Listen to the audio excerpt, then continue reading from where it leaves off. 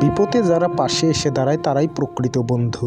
ছোট্ট কচ্ছপটি যখন অ্যাক্সিডেন্টের মুখোমুখি হলো তখন কেউ তাকে সাহায্যের জন্য এগিয়ে আসলো না, দৌড়ে আসলো একটি খরগোশ তাকে দেখে। আসলে প্রকৃত বিপদে যারা পাশে দাঁড়ায় তারাই প্রকৃত বন্ধু।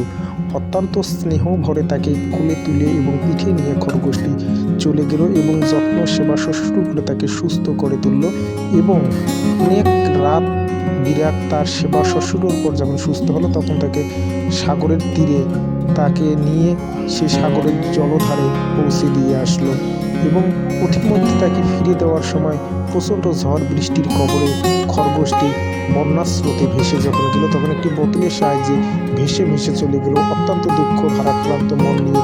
যখন কেউ সহযোগিতার জন্য এগিয়ে আসলো না তখন তার কচ্ছপ মা এই খরগোশ ছানাটিকে দেখতে পেয়ে তার পিঠে চলে নিয়ে আসলো এবং ওই যে দুর্ঘটনায় পতিত খরগোশ তার প্রকৃত বন্ধুর পরিচয় দিল।